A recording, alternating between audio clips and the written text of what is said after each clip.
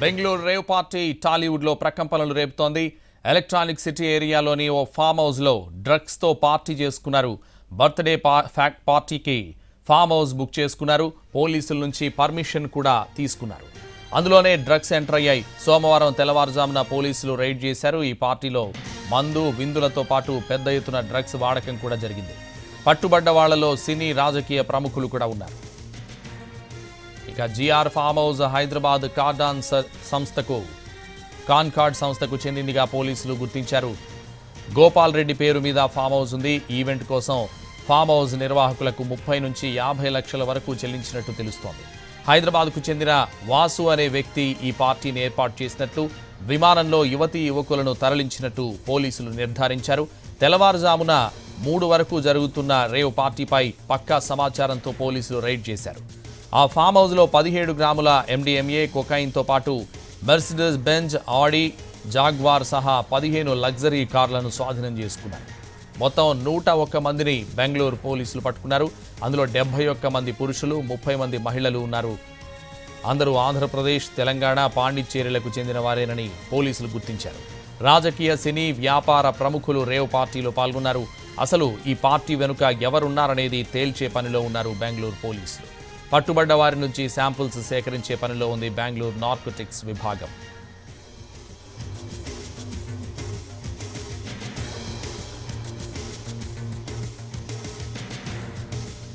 బెంగళూరు పోలీసులకు పట్టుబడ్డ వారిలో చాలా మంది పేర్లు బయటకు వస్తున్నాయి. టాలీవుడ్ యాక్టర్ శ్రీకాంత్ పేరు కూడా వినిపించగా, తాను హైదరాబాద్లోని ఇంట్లోనే ఉన్నారని, బెంగళూరు వెళ్లలేదంటూ వీడియో రిలీజ్ చేశారు.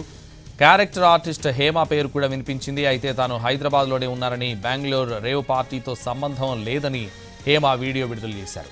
హేమ వీడియో రిలీజ్ చేసిన కాసేపటికే పోలీసులు ట్విస్ట్ ఇచ్చారు.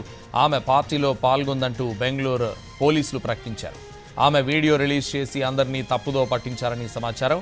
మిస్లీడ్ చేసిన హేమపై అధికారులు మరో కేసు పెట్టినట్టు తెలుస్తోంది. ప్రస్తుతం హేమ బెంగళూరు పోలీసుల అదుపులోనే ఉన్నట్టు వార్తలు వస్తున్నాయి. రేవ్ పార్టీలో దొరికిన కారుతో ఆంధ్రప్రదేశ్ మంత్రి కాకాణి గోవర్ధన్ రెడ్డికి సంబంధం ఉన్నట్టు కన్నడ మీడియాలో వార్తలొచ్చాయి. కారుపై ఉన్న ఎమ్మెల్యే స్టిక్కర్ గోవర్ధన్ రెడ్డిదేనంటూ వచ్చిన వార్తలను కాకాణి ఖండించారు. రేవ్ పార్టీలో దొరికిన కారుతో తనకు సంబంధం లేదన్నారు. కారుపై ఉన్న స్టిక్కర్ ఒరిజినలా, ఫోటో కాపీనా అనేది పోలీసులే తేలుస్తారని స్పష్టం చేశారు. 2023తో ఆ స్టిక్కర్ కాలపరిమితి ముగిసిందన్నారు కాకాణి గోవర్ధన్ రెడ్డి.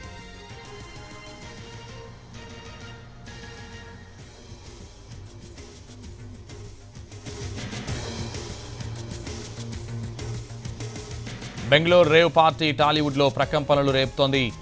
ఎలక్ట్రానిక్ సిటీ ఏరియాలోని ఓ ఫామ్ హౌస్లో డ్రగ్స్తో పార్టీ చేసుకున్నారు.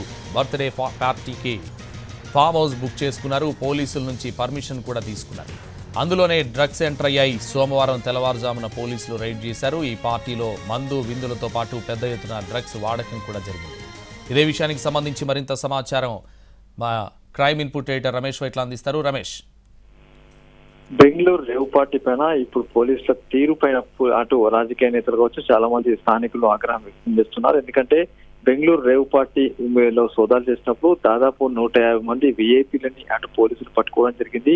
వీళ్ళందరి పేర్లని అటు ఎఫ్ఐఆర్ లో ఉంటుందని చెప్పి అందరు భావించారు. కానీ ఇప్పుడు ఎన్టీవీ చేతికి చిక్కిన ఎఫ్ఐఆర్ కాపీలో ఎక్కడ కూడా ఆ 150 మంది పేర్లు మాత్రం లేవు.